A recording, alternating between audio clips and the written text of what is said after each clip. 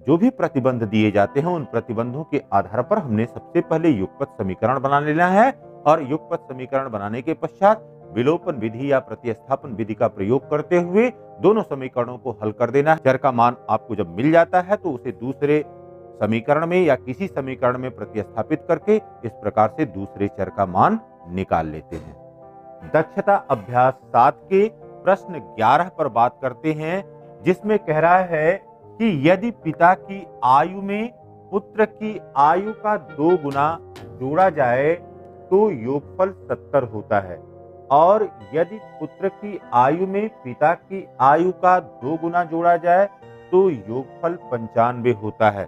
पिता और पुत्र की आयु ज्ञात कीजिए। तो यहाँ पर अब पिता की आयु, यहाँ पर पिता और यहाँ पर पुत्र। अब देखिए बेटा, हमको मानना होगा सबसे पहले कि माना आयु वर्षों में यह कितने के बराबर है। पिता की आयु को हम मान ले रहे हैं कि यह x वर्ष है और पुत्र की आयु यह y वर्ष है। तो अब यहाँ पर पहला जो प्रतिबंध है, पहले प्रतिबंध या शर्त के अनुसार यहाँ पर कह रहा है पिता की आयु में पुत्र की आयु का 2 गुना। तो पिता की आयु कितनी है, x है, और पुत्र की आयु का 2 गुना, तो पुत्र की आयु y है और इसका 2 गुना, तो ये हो गया x plus 2y is equal to, अब इनका योगफल करते हैं तो कितने के बराबर होता है, 70 के बराबर होता है। यहाँ पर ये पहला हमारा युगपत समीकरण या पहला समीकरण प्राप्त हो गया। पर देखिए दूसरा प्रतिबंध क्या है, यहाँ पर दूसरी शर्त या दूसरा प्रतिबंध कह रहा है कि यदि पुत्र की आयु में पिता की आयु का 2 गुना, तो पुत्र की आयु कितनी है, y है, और पुत्र की आयु में पिता की आयु का 2 गुना। अब यहाँ पर पिता की आयु x है और इसका 2 गुना, तो ये हो गया y प्लस यहाँ पर 2x इज इक्वल टू, अब कितना योगफल हो जाता है, यहाँ पर योगफल हो जाता है 95 के बराबर। तो ये 2 समीकरण हमको मिल गए और इस समीकरण को हम लिख सकते हैं 2x plus y is equal to यहाँ पर 95। तो यहाँ पर यह दोनों एक ही समीकरण है जो 2 और यहाँ पर 2 डैश पर लिखा हुआ है।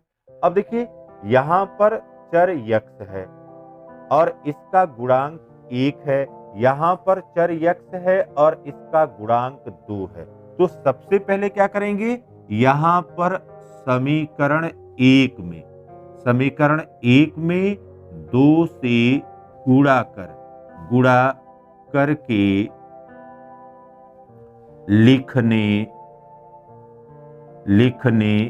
पर, अब यहाँ पर जो समीकरण 1 था, इस समीकरण 1 में हमने सबसे पहले 2 से गुणा कर देना, उसको लिख लेते हैं। यह बराबर हो गया 2x प्लस, अब देखिए 2 का गुणा 2 में हुआ, यहाँ पर हो गया 4y बराबर, और 70 दुना यहाँ पर हो गया 140। पर देखिए बेटा दूसरा समीकरण यहाँ पर लिख लीजिए। दूसरा समीकरण यहाँ पर हो गया 2x and plus y is equal to 95।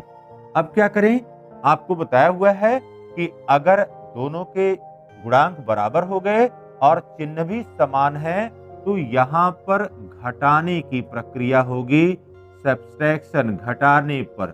अब घटाने पर यहाँ पर चिन्ह बदल जाएगा, प्लस है तो माइनस, यहाँ पर प्लस है तो माइनस और यहाँ पर प्लस है तो माइनस। अब देखिए ऊपर प्लस 2x है और नीचे माइनस 2x है, ये कैंसिल हो गया।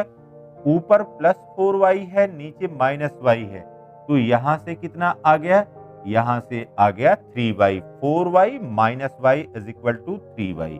पर देखिए 140 में से 95 को अब घटाएंगे तो यहाँ पर कितना आ जाएगा, यहाँ पर आ जाएगा 45। This implies that y is equal to 45/3 is equal to यहाँ पर 15 और यह वर्ष में है, 3 एक कम 3, 3 पचे 15। तो यहाँ पर एक चर का मान हमको मालूम हो गया कि y इज इक्वल टू कितना मिल गया, y इज इक्वल टू हमको 15 के बराबर मिल गया। अब समीकरण 1 या समीकरण 2 में इस मान को रखने पर, तो समीकरण 1 में y बराबर 15 रखने पर, अब समीकरण 1 पहले लिख लीजिए। समीकरण 1 है x plus 2y is equal to 70 के।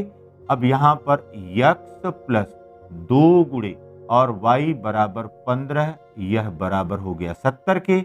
इसलिए x प्लस और 2 गुणे 15 किया तो यह हो गया 15 दूना 30 बराबर हो गया 70 के। This implies that x is equal to 70 minus 30।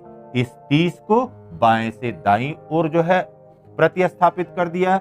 This implies that x is equal to 70 में से 30 गया, कितना हो गया 40 वर्ष के बराबर। इसलिए अब यहां पर पिता की आयु और पिता की आयु को हमने क्या माना हुआ है, पिता की आयु को x माना हुआ है। तो x बराबर हो गया किसके, यह 40 वर्ष के।